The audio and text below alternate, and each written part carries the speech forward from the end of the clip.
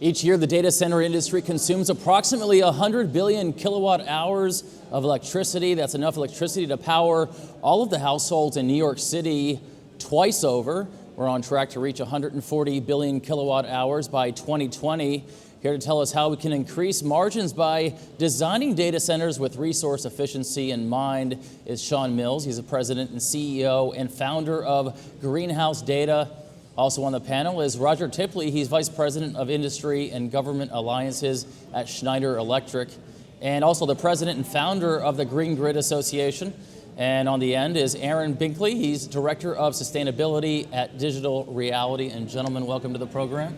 Great, thanks. Thanks for having us. Thanks for being here. Of course, I didn't mention in the introduction that we are at TIA 2015 Network of the Future right here in downtown Dallas. We appreciate all of you being here. Aaron, I know you just got off a plane and just barely made it. Is that right? I did, yes. All right, we're glad to have you.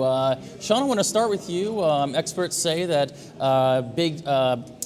large server farms are highly efficient as far as energy consumption, but isn't it the small, medium, even corporate data centers they're responsible for the larger portion of energy consumption? And where does that leave us right now as far as the state of the industry for data centers? Sure, absolutely.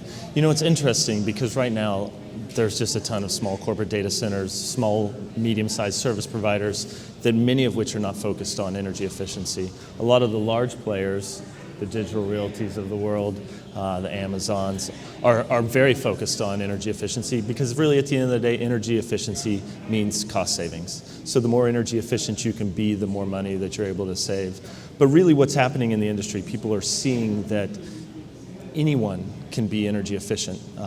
We are a mid-sized player in the data center space, and our whole business model is wrapped around being as energy efficient as possible. And so it does show that companies like us that could operate at a 1.14 PUE at a highly efficient cooling to IT load ratio, that anybody can do it. It's whether they're going to be focused on it and whether can they slow down enough to design their data centers to be energy efficient is really one of the big challenges.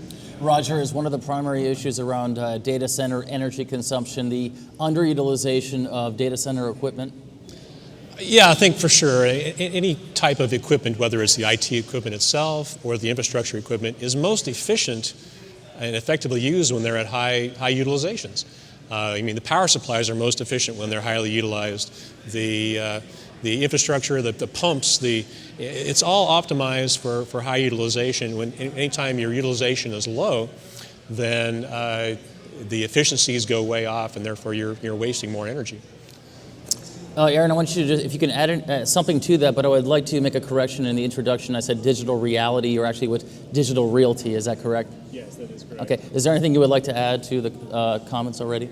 Yeah, I think there is tremendous opportunity to learn from some of the largest sort of mega hyperscale type data centers that are out there from an efficiency standpoint. But I don't think there's any secret sauce in there in terms of making other data centers more efficient. And there certainly are opportunities, as Sean mentioned, across the spectrum of data centers to operate with greater energy efficiency. Yeah, it's important to note, I think, in that whole concept is that different types of enterprise versus other kinds of loads, like enterprise load has to have more reliability, more availability, so they might need to push more towards redundancy in their infrastructure, whereas some of these more web-oriented loads don't need to do that, and they can get much lower PUEs. Yeah, and one of the things that you're able to see is that when you're underutilizing an asset, it oftentimes has a bigger impact on your profitability than it is on your energy efficiency. And so in our world as a service provider, we're building out, and I think most other service providers are, building out in a modular fashion, trying to be able to keep the energy efficiency in each module as you continue to grow, but then don't spend your capital that then has to be recouped more quickly or isn't recouped fast enough that the customers are able to benefit from the cost savings. Scalability. Yep. And I think there's a lot of opportunity there too to work with clients in the data centers to make sure that the best practices are being implemented on their side as well as from the operator's standpoint as well.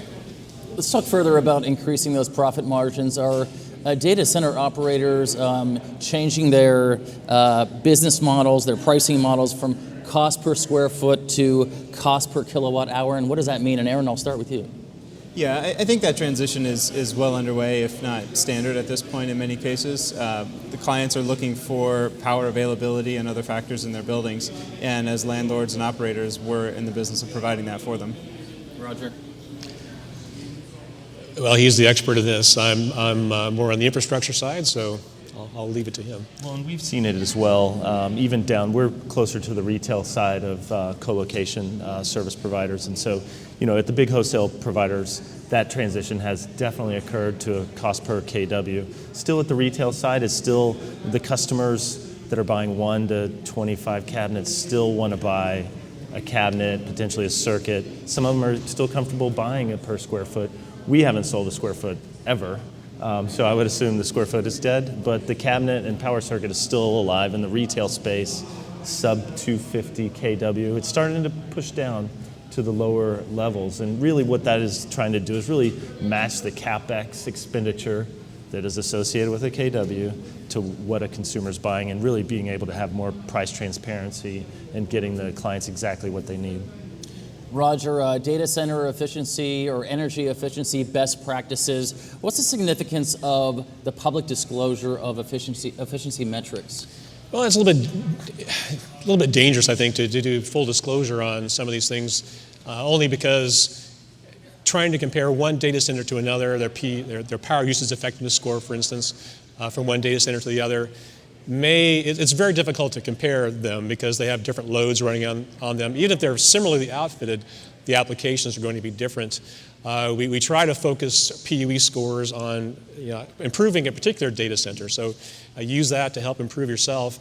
It is useful to do some broad comparisons on similar types of data center archetypes, similar kind of data centers that are doing similar kinds of things, in other words. But it's not really necessarily a good idea to say, okay, this one's better than that one because its PUE score is a tenth lower or something like that. That's not really a valid way to do it because you don't know what's running on those. So I don't really push that kind of concept. We try to use it from a self-improvement point of view. When it's so hard between our data centers, every single data center is designed differently. I know some of the facilities you guys have are all designed differently, but trying to compare the day a facility opens to it running at optimal capacity is really challenging. And so a public disclosure or even letting the industry know what your PUE is, I think it's really should be probably more focused towards design PUE. When you get to your full capacity or when you get where you're going, that's probably a more important metric than perhaps the current state of affairs, because day one, you got a really high PUE and it doesn't look very good. And I think that transparency can be very valuable in interactions with clients in the data centers so that they understand where there are opportunities to improve energy efficiency and to work with the landlord or the operator to make sure that there aren't opportunities being left on the table to make data centers more efficient and lower operating costs. Yeah, and part of that efficiency really is, PUE is one metric. It's what they're actually doing on the servers is a whole other metric. So it can be very challenging, especially from a service provider to an end user. The enterprise in an enterprise-owned data center has the ultimate ability to design exactly what they need. It's when you're working with a service provider that partnering with those guys to design something that meets their needs as they grow is a critical component. Sean, if data center operators, service providers, multi-tenant customers align their incentives, would that make it easier to attain these energy efficiencies? It's interesting. I think until the savings for an individual customer can be, let's say, at least half of one person's annual salary, it's really hard to get an enterprise or even a service provider to go take advantage of the energy efficiencies because the savings or the money that you get paid back isn't large enough to warrant the effort that it takes, especially in a high growth organization when there's 1,000 things pulling on your staff trying to get your attention. The customer needs you to help them continue to grow. Energy efficiency incentives kind of fall down by the wayside. It's the energy efficiency design that really matters so that you know that what you've built has a payback in a year or 2 years, and for the next 20 years you're going to get to take advantage of those savings. So the incentives are nice to have, but they need to be large enough and meaningful for someone really to take advantage of. Yeah, the key is if you're measuring to start with, right? So if you know how much energy you're using and your PUE score, for instance, over some time,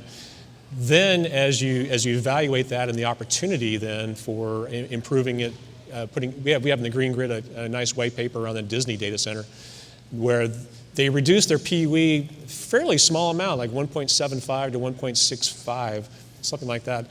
But they are able to reduce their annual OPEX enough to pay off the investment in variable speed fans, variable speed pumps.